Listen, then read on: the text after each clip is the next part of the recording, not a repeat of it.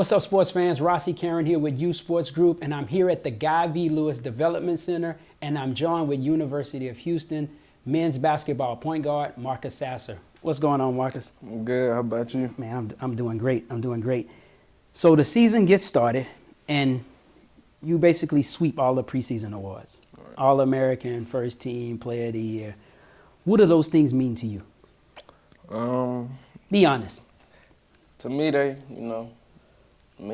mean a little bit to me. I try not to worry, about the rewards, or all the achievements that happen, especially preseason.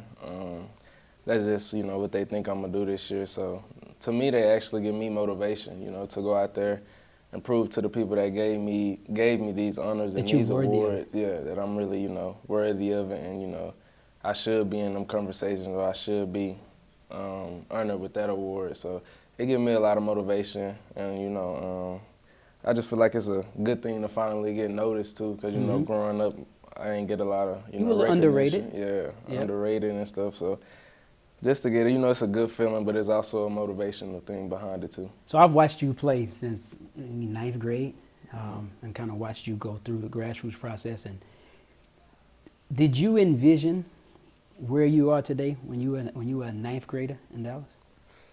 You didn't see this? No, not this big. Okay. Not this far.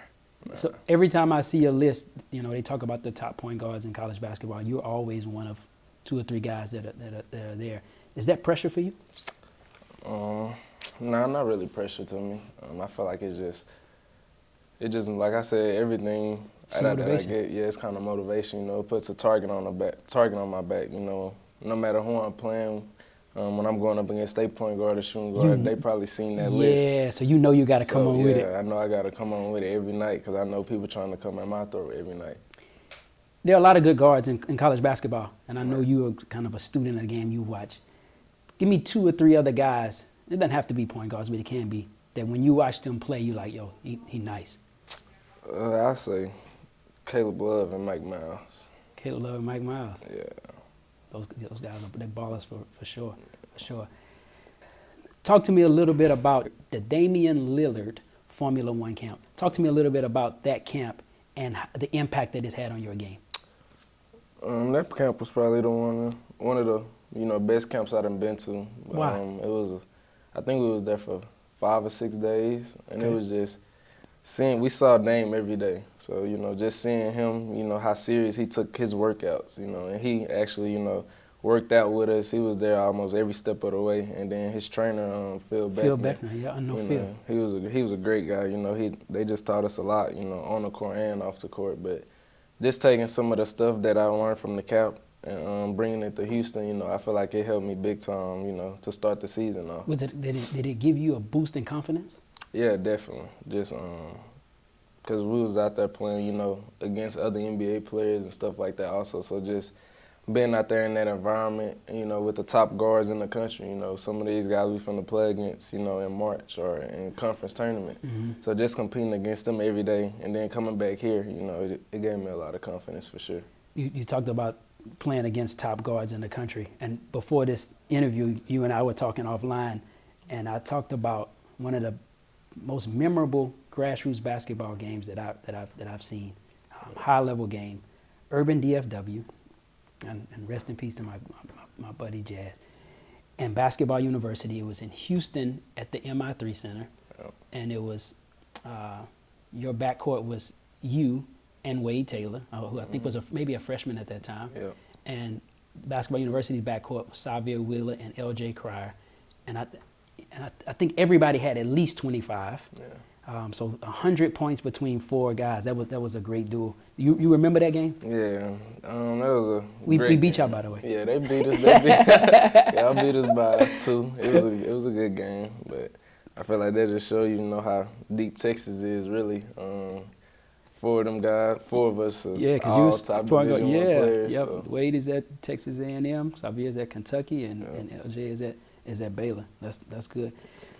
Revisiting your preparation for this season, it's an exciting year.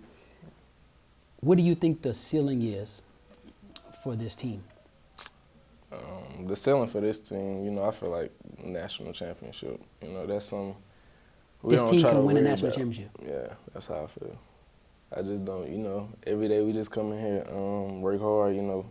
We got people that been to the Final Four. We got at least 3 or 4 people on this team right now that's been to the Final Four. So, So you know what that feels like. yeah, we know what it takes. We know what it feels like. And we know it's not easy. Mm-hmm. So, you know, most of us are vets. And, you know, we got young guys that are key pieces to this team. So, you know, that's every day. Our job every day is to know, get these guys going, you know, even when they don't feel like going, because, you know, that's what it takes to make it even that far. You got to have a great day every day in practice. Yeah, but Coach, when I listen to Coach talk about you, he always says, he says, man, Marcus never has a bad day. You were talking about some of the key guys, and one of the key guys is Jamal Shed. And when you went out last year, he kind of shifted into a different role and kind of elevated his game. Talk to me about that and the impact that you think you had on him, kind of mentoring him through that as you were on the sideline. I seen it coming, you know, as soon as I got hurt, really, because me and him been going at it since I was a sophomore. When he first got here as a freshman, and you know, them battles weren't easy. You know, we was going at each other. So you knew he could be that good. Yeah, definitely. But his leadership always been one of his best attributes. So I feel like when we went down, he was gonna be good regardless, because you know he know how to lead, and he's also a winner. So he was gonna do whatever it took to win. And if it means scoring, then he would go score. If it means to make his teammates better, rebound, he'll do it. So I kind of seen it coming. Yeah, now he really took off, and now that experience is now with you back together, that really helps. I mentioned your injury last year, and in sports, especially for high-profile athletes, people don't talk about, and athletes don't talk about mental health and the toll that, you know, successes and failures have on us. Talk to me about the injury, your mind state going through that injury, and did you struggle mentally during that part? A lot of people don't know, but I got hurt against Oklahoma State. So I got hurt against Oklahoma State, and I played the next game versus Texas State, and that's when I started feeling it. And then I got an X-ray that Saturday. And then I found out I broke my 5th metatarsal in my foot, so that meant I needed surgery.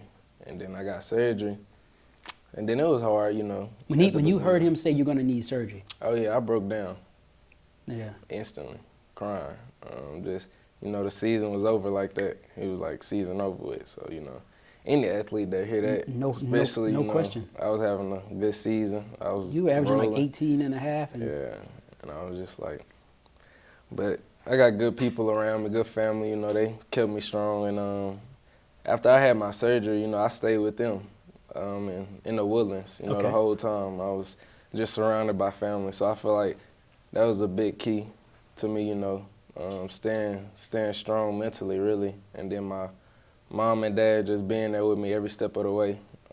And then just the recovery process. I come up here, watch them practice, you know, and this is a great family. This is like my so it second helped to be family. around, watching, just being being in the mix. around basketball, really. It kind of felt like I never left. And then just talking to a couple of my uncles and stuff, they was just saying just make a positive out of a negative. So the way I did that was just watching the game and, you know, learning things from the sideline, because, you know, it's a different. Because you're looking at it as a coach. It's a whole different perspective than being on the court. So I feel like that's another thing, you know, that I took from getting hurt and then putting it into my game this year. So I learned a lot last year, and now, you know, help my IQ and stuff like that this year. That time off on the sideline, did it strengthen your relationship with Coach Sampson? Yeah, definitely. We was talking almost every day, every other day about the team, about me, how I was doing. But he's a great guy anyway. We talk a lot, even when I didn't get hurt. So yeah. But I feel like when I got hurt, definitely our relationship got a lot better. Last question. We talked about some of your grassroots days, and there are a lot of kids out there who are going through that same process, playing AAU basketball and tournaments and high school basketball. And at some point they look at TV and see Marcus Sasser and say, man, I want to be like that. I want to be that. Just like when you went to Damian Lillard's camp, you're like, yo, I want to be like that dude. Yeah. What advice would you give to an up-and-coming student athlete, high school athlete who aspires to play at the next level and be in this seat? Just stay grounded, really, and then just stay working. I ain't get my first offer till my junior year. You know, that's your last year at AAU. You know, all my peers. You like, man, where my offers at? I barely had interest. And, you know, all my peers been having offers. 'Cause, you know, that 2019 class was deep. Strong, yeah. So I'm going into my junior year. I'm like, man, is it going to happen? But, you know, just staying grounded, staying prayed up, and then just keep working. You know, you never know who out there watching. You know, every game, even if you're playing in the back gym, you know, give it your all because you don't know who's watching. You can make a call and say, hey, I got a kid. So that'll just be my advice. And then just worry about yourself, really. You know, don't worry about people around you or your friends because everybody got a different path. That's great advice. So that's great advice. That'll be my advice. I appreciate it. It's great talking to you. And thank you for taking time to do it. Marcus Sasser, University of Houston men's basketball. Yes, sir. Appreciate you. Hey, YouTube. Rhossi Carron here. Thanks for tuning in. I truly appreciate your support, and I hope that you found this content both entertaining and informative. Please remember to like and share this video.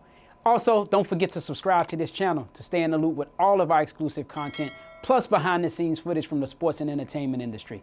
Thanks again, and I hope to see you guys soon.